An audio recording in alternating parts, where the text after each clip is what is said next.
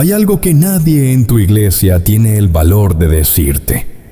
Hay una verdad enterrada en el Evangelio que la mayoría de pastores modernos evitan, como si fuera una serpiente venenosa, porque saben que si la predican, las bancas se vacían, las ofrendas caen y los seguidores de Instagram desaparecen. Pero Charles Spurgeon no era ese tipo de pastor. Y este canal tampoco es ese tipo de canal. Mateo 7, versículo 22. Escucha con cuidado lo que dice. Muchos me dirán en aquel día, Señor, Señor, no profetizamos en tu nombre, y en tu nombre echamos fuera demonios, y en tu nombre hicimos muchas obras maravillosas. Oíste bien muchos, no unos pocos, no los ateos ni los criminales, muchos. Y la respuesta de Cristo los dejará sin palabras: nunca os conocí. Apartaos de mí, hacedores de maldad. Este es el versículo más aterrador de toda la Biblia. Y no está dirigido a los que nunca oyeron el Evangelio. Está dirigido a los que creyeron que ya lo tenían. Spurgeon lo dijo de manera que debería helar la sangre en las venas. El peor viaje al infierno es el que comienza en el banco de una iglesia. Despertar entre las llamas eternas con un certificado de bautismo en la mano es la burla más grande y más terrible de la historia. Hoy vamos a hablar de algo que te incomodará. Vamos a hablar del tipo de creyente que llena la banca, paga el diezmo, canta en el coro, levanta las manos en la alabanza, y a quien Dios nunca conoció. Vamos a hablar de la diferencia brutal entre la fe nominal y la fe verdadera, entre la religión de las apariencias y la conversión genuina que transforma a los muertos en vivos. Si tienes el valor de escuchar lo que estás a punto de oír, puede ser la diferencia entre el cielo y el infierno para tu alma. Dale me gusta a este video ahora mismo. Suscríbete al canal si todavía no lo has hecho. No porque lo necesitemos nosotros, sino porque tú necesitas seguir recibiendo esta clase de verdad que el evangelio barato de hoy no tiene el coraje de decir. Comenzamos con la pregunta más peligrosa que puede existir en el corazón de un ser humano religioso. Es posible conocer el nombre de Jesús, frecuentar su casa, usar su vocabulario y al mismo tiempo no tener ninguna relación real con Él. La Biblia responde con una claridad que corta como bisturí: sí, es completamente posible. Y es mucho más común de lo que te atreves a imaginar. El profeta Isaías ya lo advertía siglos antes de que Cristo pisara la tierra. Este pueblo se acerca a mí con su boca y con sus labios me honra, pero su corazón está lejos de mí. Isaías 29:13. Esta es la descripción perfecta de lo que Spurgeon llamaba el cristiano nominal. Un ser que ha aprendido a hablar el idioma de la fe, que conoce los versículos correctos, que sabe cuándo ponerse de pie y cuándo arrodillarse, pero cuyo corazón sigue siendo un territorio completamente ajeno a Dios. No estamos hablando de un hipócrita calculador que conscientemente pretende engañar a todos.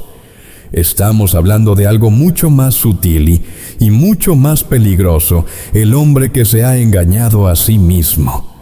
El que realmente cree que está bien porque compara su vida con la del vecino en lugar de compararla con la santidad de Dios. El que ha confundido la emoción del culto del domingo con la transformación genuina y del alma. Charles Spurgeon predicó esto con una urgencia que ningún pastor moderno de televisión se atrevería a replicar. Él decía: hay hombres que pasan 40 años sentados en los mejores asientos de la iglesia y que al final descubren que todo ese tiempo estuvieron sentados en la antesala del infierno. El conocimiento del evangelio no te salva. La frecuencia en el templo no te salva. Ni siquiera las lágrimas derramadas en un culto de alabanza te salvan. Lo que salva es el encuentro radical con el Cristo vivo que derrumba tu autosuficiencia y te reconstruye desde adentro. ¿Estás seguro de que ese encuentro ha ocurrido en ti? Hay una trampa especialmente refinada que atrapa a los más religiosos, a los que más tiempo llevan en la iglesia, a los que más versículos pueden citar de memoria. Es la trampa del conocimiento sin transformación, y es la más mortal de todas. Jesús tuvo su conversación más devastadora no con una prostituta ni con un publicano corrupto. La tuvo con Nicodemo, un fariseo, un maestro de la ley, un hombre tan impecablemente religioso que visitaba a Jesús de noche, porque de día su reputación estaba en juego. Este hombre no bebía, no se prostituía, daba el diezmo de todo lo que poseía y conocía las Escrituras de memoria. Y fue precisamente a este hombre al que Jesús le dijo la frase que destruye toda religión de apariencias. En verdad te digo que el que no naciere de nuevo no puede ver el reino de Dios. Juan 3:3. Presta atención a la violencia teológica de esas palabras. Jesús no le dijo a Nicodemo, necesitas mejorar algunas áreas de tu vida. No le dijo, haz una oración de aceptación y ya estás dentro. Le dijo que todo su edificio religioso, toda su estructura moral, toda su cultura bíblica era completamente insuficiente. Que lo que él necesitaba no era una reforma, sino una resurrección. No un barniz nuevo sobre la madera vieja, sino una creación completamente nueva. El diablo conoce las Escrituras. Las citó con precisión cuando tentó a Jesús en el desierto. El conocimiento bíblico por sí solo no es evidencia de salvación. Es posible saber todo sobre Cristo y no conocer a Cristo. Es posible predicar sobre la gracia y nunca haber sido tocado por ella. Spurgeon lo decía sin rodeos. El Evangelio no pone una vestimenta nueva sobre el hombre viejo. Crucifica al viejo y crea uno nuevo. La conversión no es reforma, es resurrección. Y si en tu vida no ha habido una muerte real y un nacimiento real, todo lo demás es simplemente teatro religioso. Una de las realidades más incómodas de la vida espiritual es que la gracia de Dios llueve sobre todos por igual. La predicación del Evangelio llega a los genuinamente convertidos y a los que solo simulan serlo.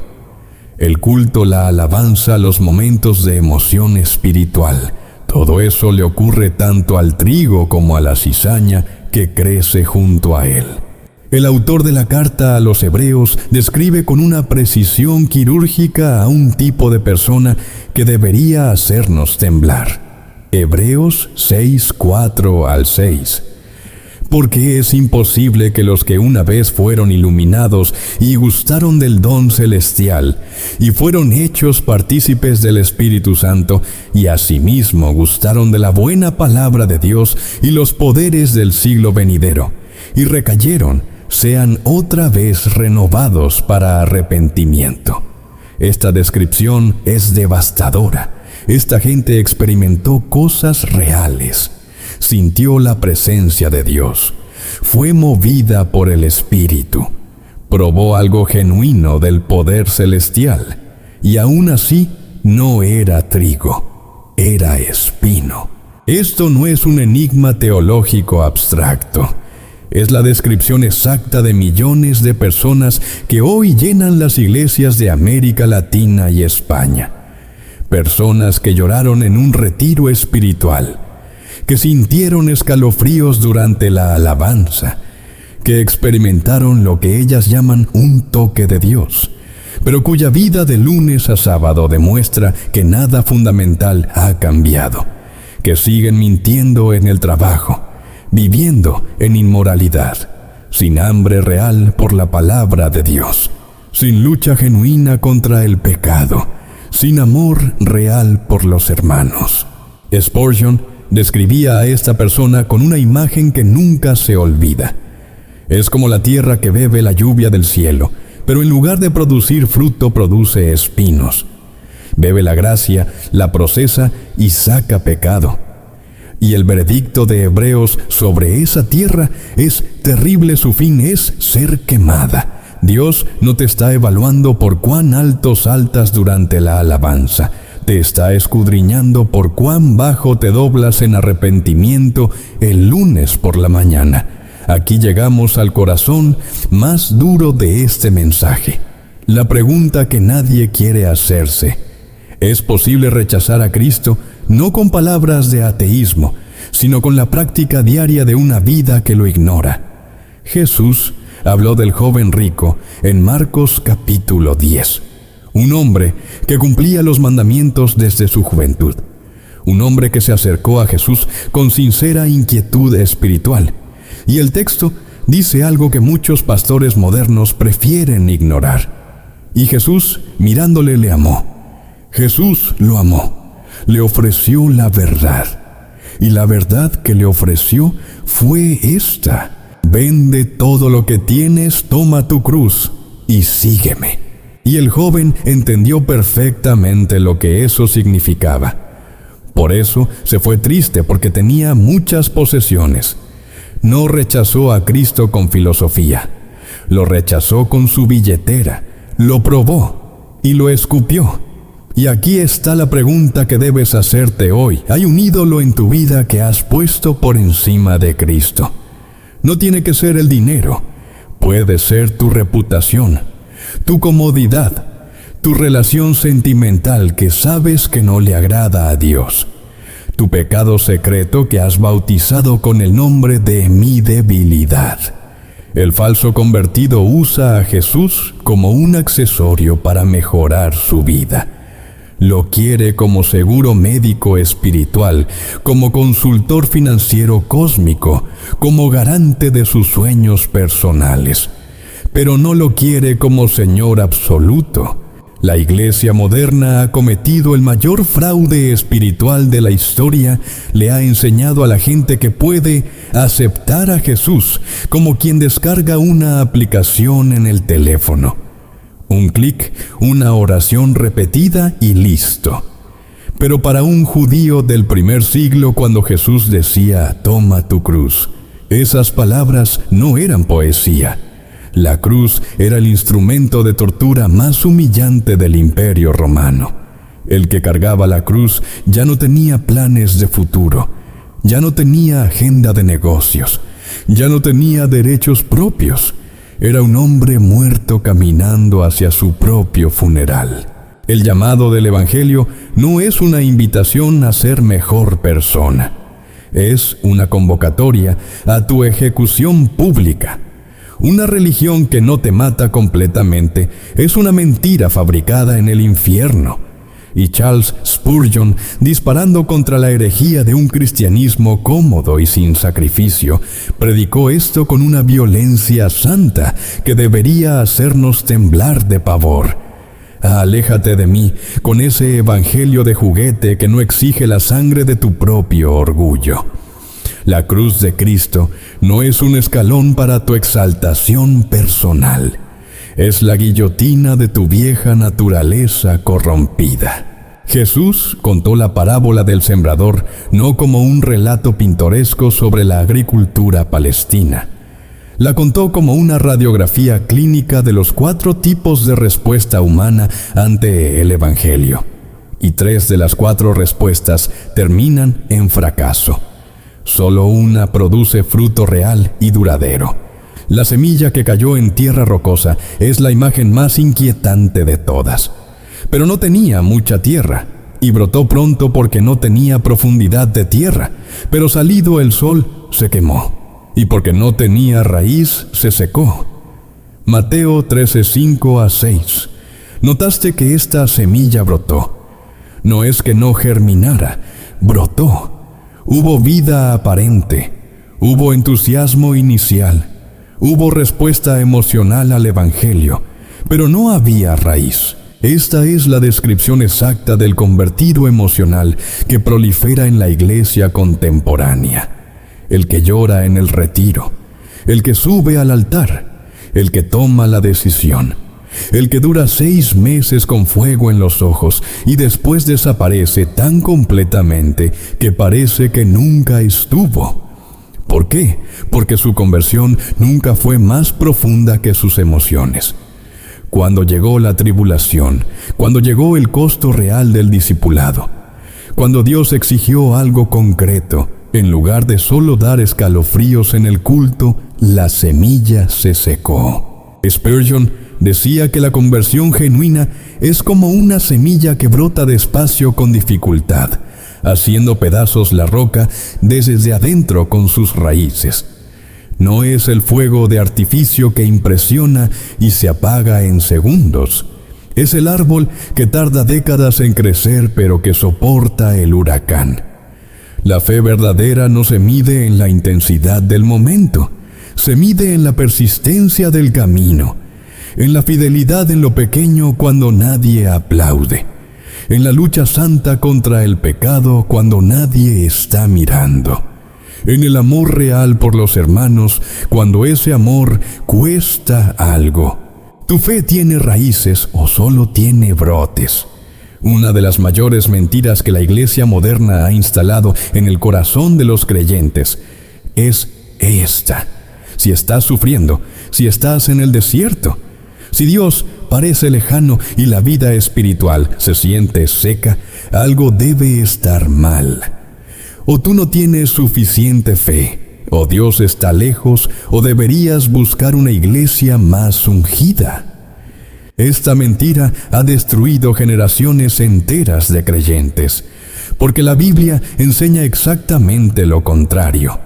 Juan 15:2: Todo pámpano que en mí no lleva fruto lo quitará, y todo aquel que lleva fruto lo limpiará para que lleve más fruto. El Padre poda al que está unido a la vid, al que está produciendo fruto. El sufrimiento, la sequedad espiritual, la tribulación que no desaparece, estas no son señales del abandono de Dios. Son señales de que Dios está trabajando en ti con la seriedad de un cirujano que no da calmantes, porque necesita que el paciente esté consciente. El apóstata tiene paz en el pecado. El verdadero creyente tiene guerra contra él, y esa guerra duele. Spurgeon consolaba a su congregación con estas palabras: El pecado habitará en ustedes hasta el último suspiro, pero ya no reinará sobre ustedes. No eres un hipócrita porque caes. Eres un cadáver si caes y no sientes nada. La agonía que sientes después de pecar, esa dor que te hace correr al Padre como el Hijo pródigo, es la firma inconfundible del Espíritu Santo en tu vida. Un cadáver no tose, no tiene fiebre, no lucha contra una infección. El cuerpo muerto acepta la enfermedad sin resistencia, pero el cuerpo vivo pelea, tiembla, sufre, sangra. Y esa lucha, aunque dolorosa, es la prueba biológica de que hay vida adentro. Si estás nadando contra la corriente de la cultura y la inmoralidad, tus músculos van a arder. El agua te va a ahogar a ratos. La corriente a veces te va a empujar 1 metro hacia atrás. Pero estás nadando, estás vivo. El falso creyente es solo un tronco muerto flotando con la corriente, sin esfuerzo, sin lucha, sin dolor y sin destino. Llegará el día. Ningún ser humano que haya respirado en esta tierra lo evitará. El culto terminará. Las luces emocionales se apagarán. La música suave del teclado enmudecerá, y la eternidad irrumpirá en la sala. Cada ser humano se pondrá de pie ante el juez del universo, Jesucristo. Y en ese escenario cósmico donde no hay sombras para esconderse, ni abogados para defenderte, el mayor engaño de la iglesia moderna será finalmente y trágicamente desenmascarado. Mateo 7:22 y 23. Volvemos al punto de partida. Muchos me dirán en aquel día, Señor, Señor. Nótalo, ellos llaman Señor a Jesús 2 veces, con urgencia, con familiaridad. Dicen que profetizaron en su nombre, que echaron demonios, que hicieron maravillas. El historial espiritual que presentan es impresionante desde afuera, y la respuesta del juez es la frase más aterradora de toda la Escritura: nunca os conocí. No, os conocí, pero os olvidé. No, os conocí, pero cayeron. Nunca, jamás. Desde el principio, detrás de toda la actividad religiosa, detrás de todos los dones espirituales, detrás de todas las experiencias emocionales, nunca hubo una relación real. ¿Qué significa que Dios te conozca? En el griego original la palabra es ginosko. Es la misma palabra que se usa para describir la intimidad más profunda entre personas. No es conocimiento de datos, es conocimiento relacional, es comunión, es vida compartida. Jesús le decía a esa multitud: sí usaron mi nombre, cantaron mis canciones, lloraron en mis cultos, me usaron para resolver sus problemas terrenales, pero continuaron amando sus pecados secretos en privado. Me tuvieron como amante de fin de semana mientras estaban casados con el mundo. No hubo intimidad real. Fuera de aquí. Spurgeon dijo una vez con una tristeza profunda en la voz: la peor travesía al infierno es la que comienza en el banco de una iglesia. Despertar en las llamas eternas sosteniendo un certificado de bautismo en la mano, eso es la burla más grande y más terrible de todas. Puedes imaginar décadas de domingos, décadas de cantos, décadas de diezmos, décadas de comités y actividades y reuniones de oración, y escuchar nunca te conocí. Si todo lo que hemos dicho hasta aquí es cierto, si es posible ser religioso sin ser salvo, si es posible tener experiencias espirituales sin tener a Cristo, entonces la pregunta más urgente de tu vida es esta: ¿cómo sé que soy real? La Biblia no nos deja sin respuesta. En Hebreos 6:10 hay una clave que Spurgeon señalaba como el test de ADN del verdadero cristiano. Porque Dios no es injusto para olvidar vuestra obra y el trabajo de amor que habéis mostrado hacia su nombre, habiendo servido a los santos y sirviéndoles aún. El test no es cuánto gritas en el culto, no es cuánta teología conoces, es el trabajo del amor, el amor que sirve, el amor que se sacrifica, el amor que lava los pies, el amor que ama al hermano difícil y al hermano que te ha defraudado y al hermano que nunca te lo agradecerá. Spurgeon enumeraba 3 marcas infalibles de los elegidos de Dios. Primero, una fe que depende completamente de Cristo. El falso convertido confía en su propia justicia. Yo hice, yo oré, yo decidí. El verdadero convertido dice: soy un miserable, pero Cristo lo es todo para mí. Segundo, una lucha constante contra el pecado. El falso convertido hace las paces con su pecado. El verdadero creyente declara la guerra. Puede perder batallas, muchas batallas, pero nunca firma un tratado de paz con el enemigo. Tercero, perseverancia en la prueba. Cuando el sol quema, cuando la tribulación llega, cuando Dios parece en silencio, el verdadero creyente dice como Job: aunque Él me matare, en Él esperaré. ¿Quieres saber si eres salvo? Deja de mirar los milagros que viste. Judas vio milagros más grandes que los tuyos. Deja de contar cuántos años llevas en la iglesia. Mira tu corazón. Amas lo que Dios ama, odias lo que Dios odia, sigues sirviendo a los hermanos incluso cuando te decepcionan. Hay en ti una guerra santa y constante contra el pecado. Hay en ti un hambre real por la palabra de Dios que ninguna crisis puede apagar. Las gracias del Espíritu Santo no se pueden falsificar. El orgullo del infierno no puede imitar la humildad y el amor sacrificial. El diablo puede imitar la oración, puede imitar la alabanza, puede imitar incluso la predicación, pero no puede imitar al siervo que lava los pies sin que nadie lo vea. Si llegaste hasta aquí, no tienes más excusas. La máscara ha caído.